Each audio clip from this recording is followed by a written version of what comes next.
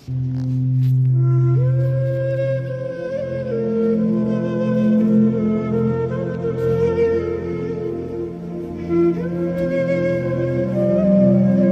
ગયા છે તાળા તાલુકાના આપણે વેરાવળ તાલુકાના નાવદરા ગામે અને આમ તો ઘણા સમયથી આપણા પરિવાર સાથે જોડાયેલા છે. ખૂબ જ ખરાબ હાલતની એમની પરિસ્થિતિ છે મિત્રો. ખૂબ ખરાબ હાલતની પરિસ્થિતિ તો એટલા માટે થઈને દાદાની ઉંમર 70 થી 80 વર્ષની આસપાસ છે. ઘરની અંદર એક બીમાર દીકરો છે, માનસિક રીતના પીડાય છે લગભગ 12 વર્ષથી. એમના પત્ની પણ 46 વર્ષથી માનસિક રીતના બીમારીથી પીડાય છે. ઘરની અંદર આપણે સમજીએ કે દાદાની ઉંમર અવસ્થા એવી છે ને કે ક્યાંય કમાવા જઈ શકે છે. એમના ઘરની હાલત તમે જોઈ શકો છો. જેટલું બહાર દેખાય છે સારું, એટલું અંદરથી એટલું જ ભયંકર છે મિત્રો. તો મિત્રો ખાસ વિનંતી છે, વિડીયો જેમ બને તેમ શેર કરતા રહેજો, જેથી કરીને આપણે આવા લોકો સુધી પહોંચી શકીએ. અને દાદાની એક એવી ઈચ્છા છે કે મારું એક સારું એવું મકાન બની જાય. તો મિત્રો આવનારા સમયની અંદર તમારે બધાને પ્રયત્ન કરવા છે આ દાદા માટે ઘર નિર્માણ માટેનો. અત્યારે આપણે તાળા તાલુકાના અનેડા ગામે એક પરિવારનું ઘરનું મકાનનું કામ શરૂ છે. જેવું પૂર્ણ થશે તો આપણે આ પરિવારનું પણ મકાનનું કામ લેશું. પણ તમારા બધા લોકોનો સપોર્ટ રહેશે તો મિત્રો, તમારા બધા લોકોનો સાથ સહકાર રહેશે તો આપણે આ પરિવારનું મકાનનું નિર્માણ કરશું. તો ખાસ વિનંતી છે, વિડીયો જેમ બને તેમ શેર કરજો અને આવનારા સમયની અંદર આપણે દાદાનું મકાન બનાવશું. તમારા લોકોનો સાથ સહકાર મિત્રો હશે તો આપણે બધા સાથે મળીને એમનું મકાન બનાવશું અને મળીએ દાદાને. તો આ સમયની અંદર આવી હાલત છે મિત્રો, ખૂબ જ ખરાબ હાલત અંદર પરિસ્થિતિની અંદર પણ પોતાનું જીવન ગુજારે છે. તમે આ બધાની હાલત જોઈ શકો છો મિત્રો. મારી હાઈટ બરાબર થઈ જાય છે, અંદરના કેમ આમાં રહેવું કેમ મિત્રો.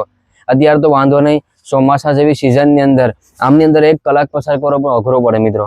આપણને સારું એવું ઘર હોય અને 1 ગ્લાસ પાણી ધોરાઈ ગયો, જ્યાં સુધી સાફ સફાઈ ના થાય ત્યાં સુધી આપણને શેન ના પડે. તો આવા લોકો શું આમની અંદર કરે? આ તમે જોઈ શકો છો. આમની અંદરથી છે ઘણી વખત વગેરે નીકળતું હોય સાપ વગેરે. તો મિત્રો આપણે બનતો પ્રયત્ન બધાને એવો કરવો છે કે દાદા માટે એક સારું એવું મકાન બને.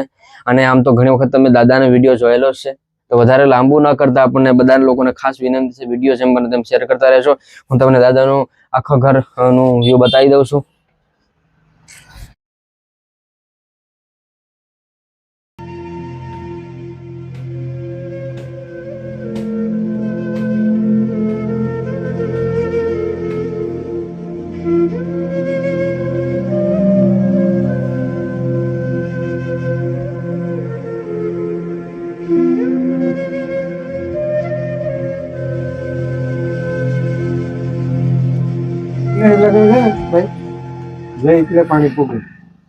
વરસાદમાં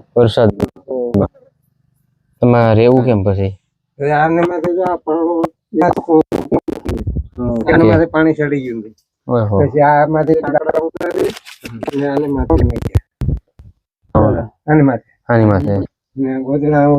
પહેલી રાત ખબર પડી કે પાણી ગરી ગયું કે પછી અહીંયા આપણે છે ને લાકડા ઉતારીને શું કરી ને ગોદડા નાખી દીધા. ગોદડા લઈને કાઢી સાંભળ્યું મિત્રો દાદાની કેવી પરિસ્થિતિ છે. ચોમાસાની અંદર દાદા ઘણી વખત કહે છે કે અહીંયા જે ખાટ પાય છે એમને ત્યાં સુધી પાણી પહોંચી જતું હોય છે અને ઘણી વખત તો એકદમ વધારે પાણીનો પ્રવાહ વધી જતો હોય છે. તો મિત્રો ખાસ વિનંતી છે, વિડીયો શેર કરજો. આવનારા સમયની અંદર આપણે બધા સાથે મળી અને દાદાનું ઘર બને એવો પ્રયત્ન કરવાનો છે બધા લોકોને. તો વિડીયો જેમ બને તેમ શેર કરતા રહેજો મિત્રો. તમારા શેર કરેલા વિડીયોના કારણે તમે અહીં સુધી પહોંચ્યા છે. મિત્રો વિડીયો શેર કરતા રહેજો, કારણ કે આવા ઘણા બધી લોકો છે કે જે આવી પરિસ્થિતિનો સામનો કરી રહ્યા છે, આવી પરિસ્થિતિમાં જીવી રહ્યા છે. દાદા કહે છે કે અહીંયા સુધી પાણી ભરાઈ જાય છે. મિત્રો વિચારો કે કઈ પરિસ્થિતિમાં લોકો થાય છે. મિત્રો તમને નમ્ર જેથી કરીને અમે આ લોકો સુધી પહોંચી શકીએ. પાણી ભરાઈ જાય પછી જમવાનું ને બધું પછી પાણા ખરી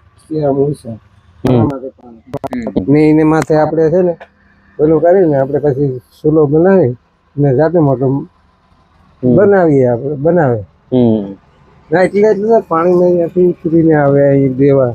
ઓહો એટલે પાણી ગાય ગાંડો આપણે હું તો અહીંથી જાઉં ને આપણે નહીં નીકળું ને અહીંથી અંદર બેઠા રહ્યો. અહીં બે ખાટલે બેઠો એ ઓધાર લઈને. બધા 3 ઘરમાં માતાજીના મઠમાં એટલે પાણી હોય, આમાં એટલે હોય, પરે એટલે હોય. સારું ચાલો આપણે આ બાજુ જોઈ લઈએ.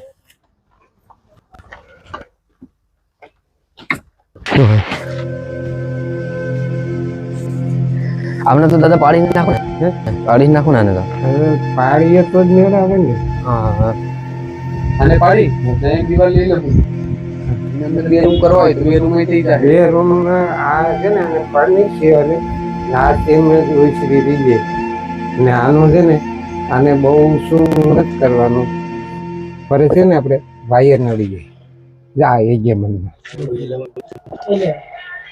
એટલે ઓલો પાયો છે ને એમનો એક રહી ગયો ને એક પાયો આમનો દવાઈ ગયો હોત ને તો છે ને આપણે બને કે તો એક હાથ આમનું ખાઈ જાય.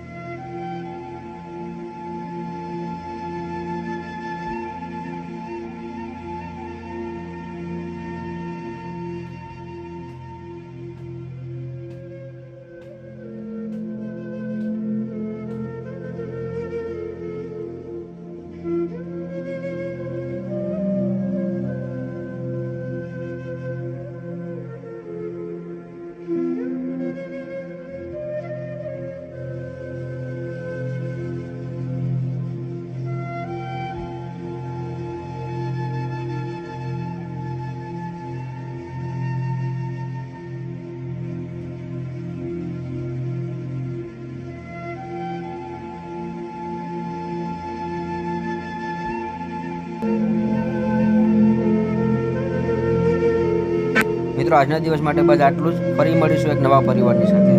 ખાસ મિત્રો વિનંતી, વિડીયો શેર કરી અને સપોર્ટ આપતા રહેજો, ચેનલ સબસ્ક્રાઈબ કરતા રહેજો.